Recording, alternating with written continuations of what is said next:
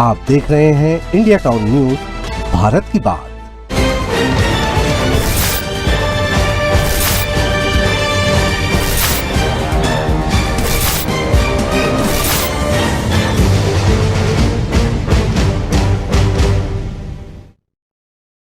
क्या अंबेडकर के बहाने दलित वोट को साधने की कोशिश हो रही है?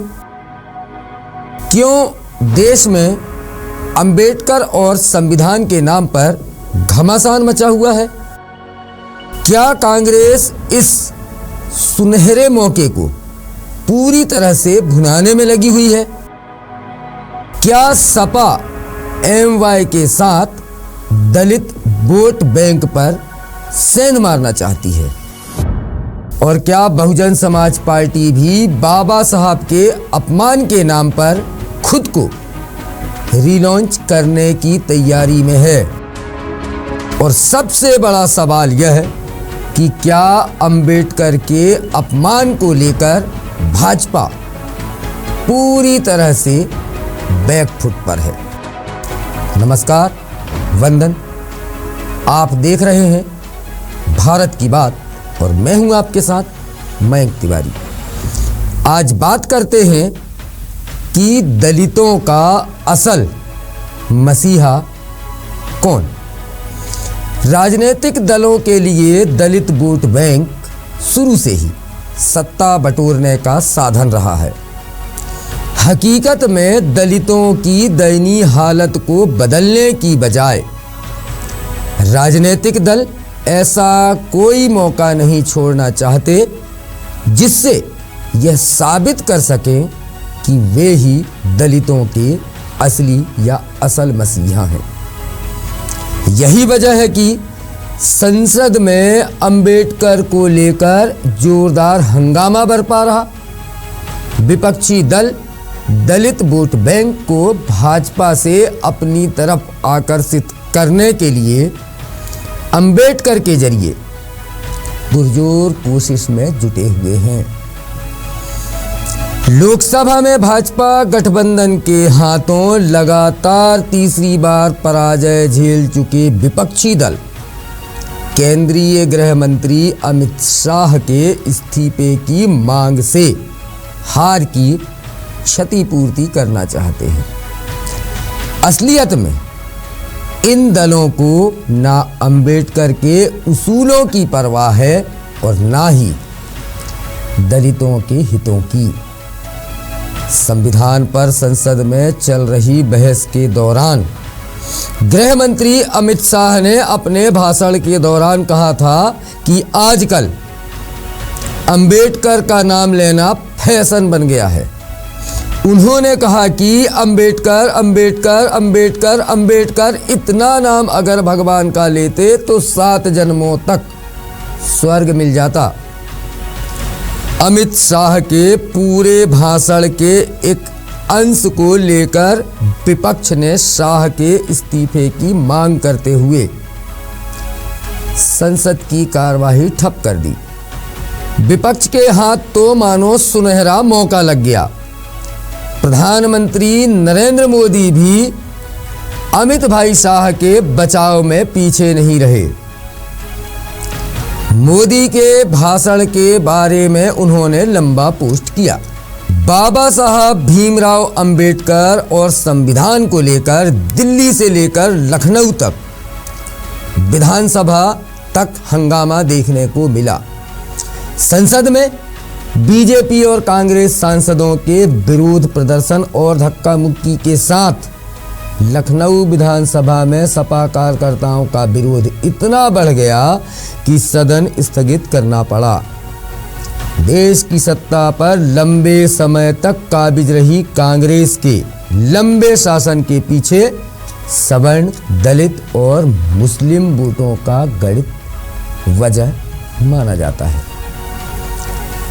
बसपा जैसी पार्टियों के उभार के बाद दलित और समाजवादी पार्टियों के उभार के बाद मुस्लिम वोट बैंक कांग्रेस से छिटक गया था। सवर्ण मतदाता भी भाजपा की ओर शिफ्ट हो गए। बसपा के कमजोर होने के बाद दलित, अल्पसंख्यक और पिछड़े वर्ग के मतदाताओं को कांग्रेस साधने में जुटी है। राहुल गांधी लगातार जातीय जनगणना का मुद्दा उठाकर पिछड़ों को न्याय दिलाने की बात कर रहे हैं। अंबेडकर के अपमान का मुद्दा उठाकर कांग्रेस दलित वोट के बीच अपनी पैठ जमाने की कवायद में है, जिसके लिए एक आक्रामक रुख उसने अख्तियार कर रखा है। इसकी वजह यह भी है कि बीजेपी की कोशिश कांग्रेस को अंबेडकर और दलित विरोधी कटघरे में खड़े करने की। इस तरह बीजेपी और कांग्रेस दोनों की नजर दलित वोट बैंक पर है। कांग्रेस ने अपने सबसे बड़े दलित चेहरे मल्लिकार्जुन खड़गे को आगे रखा हुआ है। दूसरी तरफ अगर अब बात करें दलितों के वोट पर बसपा की कमजोर होती पकड़ के बाद सपा, कांग्रेस और भारतीय जनता पार्टी इस बड़े हिस्से को अपने पाले में लाने के लिए सारे दांव आजमा रहे हैं। बात अगर यूपी की ही करें तो यूपी में ही अकेले 21% दलित वोट हैं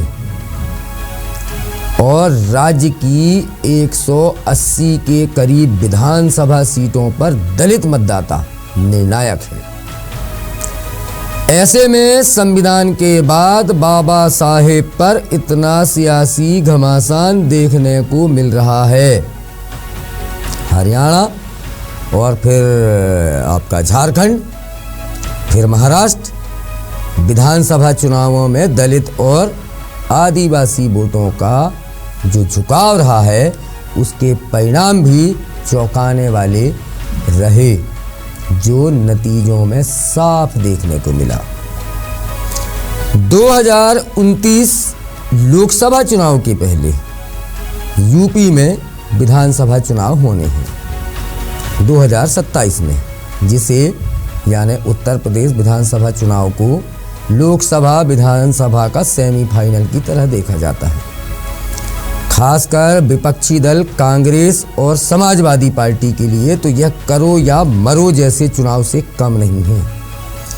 लगातार 2 बार विधानसभा चुनाव में हार के बाद अखिलेश यादव के लिए सत्ता में वापसी बहुत जरूरी है और अखिलेश बाखूबी जानते हैं कि सिर्फ MY यानी मुस्लिम और यादव समीकरण से नैया पार नहीं लगने वाली है।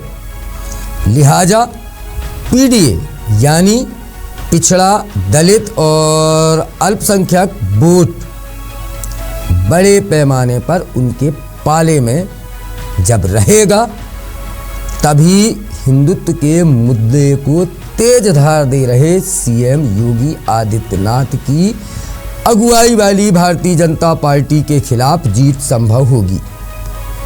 बटेंगे तो कटेंगे के CM योगी के संदेश का असर हिंदुत्व वोटों के ध्रुवीकरण के तौर पर हालिया विधानसभा चुनाव में देखने को मिला। यूपी की पूर्व मुख्यमंत्री मायावती ने भी सोचा कि मौका अच्छा है। उन्होंने प्रेस कॉन्फ्रेंस कर खुलकर भाजपा और कांग्रेस पर भड़ास निकाली। मायावती ने आरोप लगाया कि दलितों और उपेक्षितों के वोटों की खातिर ये पूरी सियासत हो रही है। वहीं अब अगर राष्ट्रीय राजधानी में होने वाले चुनावों की बात करें तो राजधानी दिल्ली में भी आगामी चुनावों के मद्देनजर दलित मतदाताओं की भूमिका महत्वपूर्ण होती है या हो सकती है।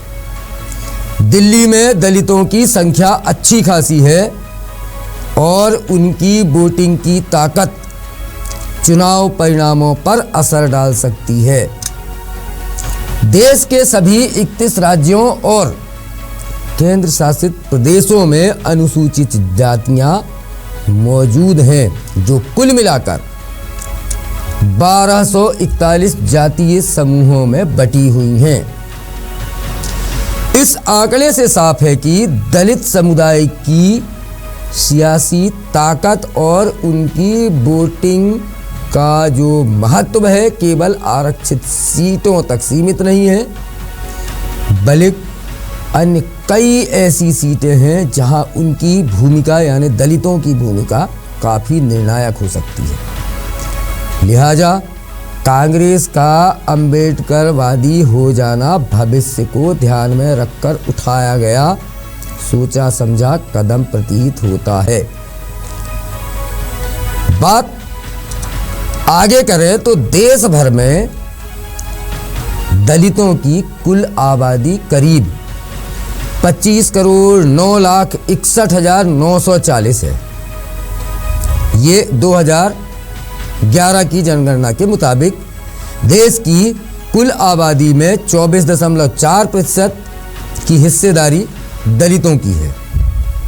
अनुसूचित जाति यानी एससी की जनसंख्या करीब 16,66,35,700 है, जो कुल आबादी का 16.2% है। कुल आबादी का 16.2%, जबकि अनुसूचित जाति की आबादी 8 करोड़ जो एसटी है 8,43,26,240 है। यह देश की कुल जनसंख्या का 8.2% है।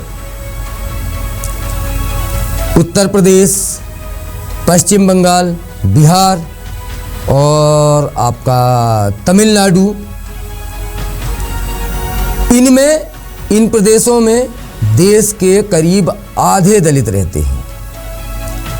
उत्तर प्रदेश और बिहार दलितों पर अत्याचारों के लिए कुख्यात भी रहे हैं।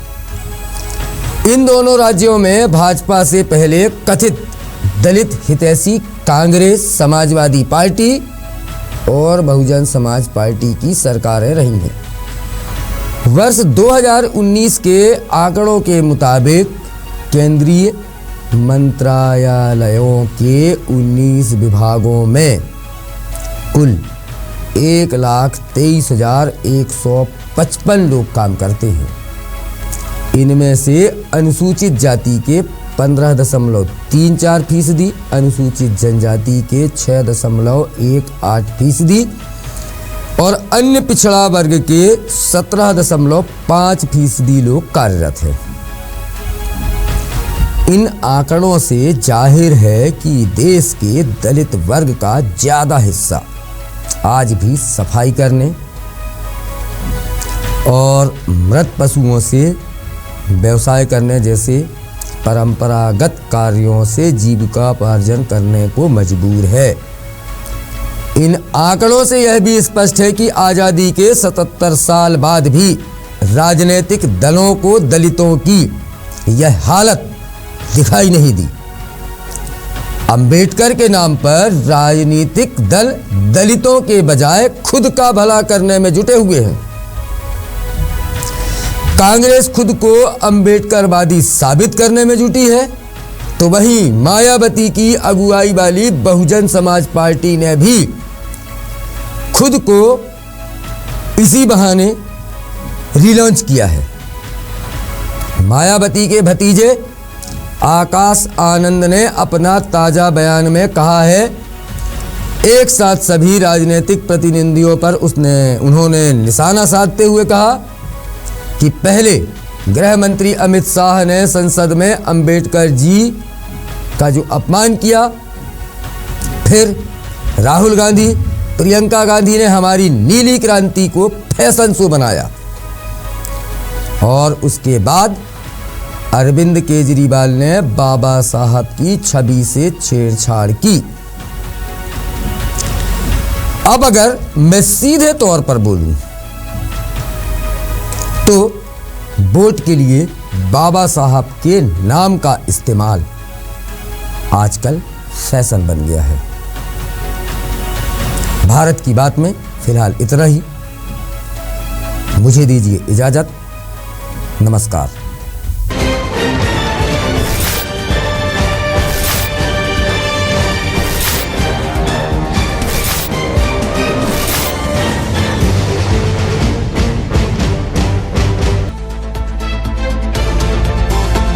आप देख रहे हैं इंडिया टाउन न्यूज, भारत की बात।